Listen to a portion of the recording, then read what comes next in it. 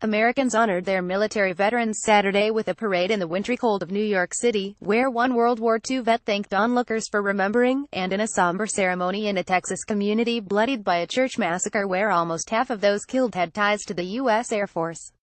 Across the Atlantic, millions of people in Britain and France paused to remember war victims as they marked Armistice Day, which this year was the 99th anniversary of the end of World War I. In parks, war memorials, football fields and on streets across the United States, politicians and citizens gathered to thank those who have served in the nation's armed forces. In Sutherland Springs, Texas, a Veterans Day ceremony outside a community center was grim as about 100 people gathered under cloudy skies, honoring the more than 24 people killed a block away at a church last Sunday.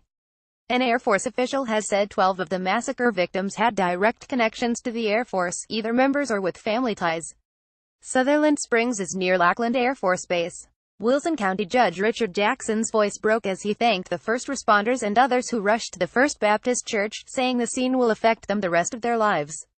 Jackson, the county administrator, said he hopes Saturday's ceremony will help put this horrific tragedy behind us and look to the future. After the ceremony, members of a fire and rescue squad stood in a circle, put their arms over each other's shoulders, and prayed.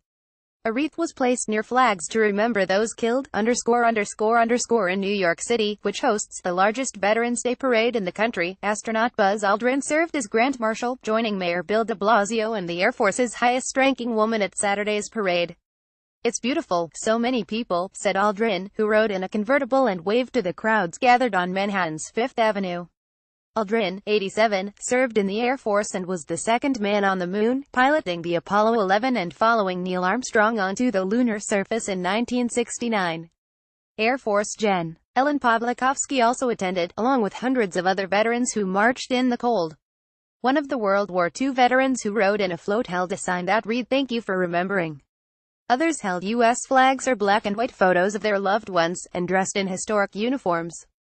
De Blasio said the U.S. must provide veterans better access to mental health and medical care, and more job opportunities. Also in New York State, state and local officials said a new monument will honor African-American military veterans, and will be built in Buffalo's waterfront, alongside other memorials. Planners hope to dedicate it on Veterans Day 2018. In Washington, Vice President Mike Pence and his wife, Karen, carried orange buckets with the message "Let's do this" to the Vietnam Veterans Memorial, joining several dozen volunteers to give it a cleaning.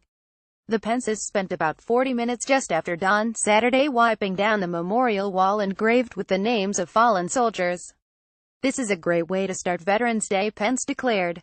He shook hands and posed for photos with the volunteers. The group was joined by James Pierce, a National Park Service ranger who lost a leg while serving with the North Carolina Army National Guard in Afghanistan. Rhode Island used the special occasion of Veterans Day to officially open a new home for veterans. The state is one of the first to use a community living concept for veterans' long-term care. Kazim Yarn, Rhode Island's first Director of Veterans Affairs, said. Gov. Gina Raimondo hosted a ribbon-cutting ceremony at the home, located in the town of Bristol on the same site of the previous home, which dated back to 1955, with additions built in later years. "I'm proud that Rhode Island is now leading the way in recognizing the sacrifice of those who've served our great nation. Our veterans deserve nothing less," Raimondo said. The new 208-bed complex provides nursing and residential care for veterans. They began moving in last week in 2 cottages, where each resident has a private bedroom and bathroom.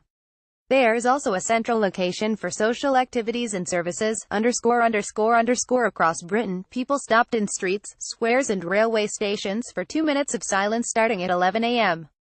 At that moment, the 11th hour of the 11th day of the 11th month, World War I ended 99 years ago, on November 11, 1918. In Paris, French President Emmanuel Macron laid a wreath at the statue of wartime French Prime Minister Georges Clemenceau, a key architect of peace between the great powers. Macron then inspected French troops and laid a wreath at the tomb of the unknown soldier at the Arc de Triomphe. Former French presidents Nicolas Sarkozy and François Hollande also attended the ceremony, attended by a large crowd in drizzly weather.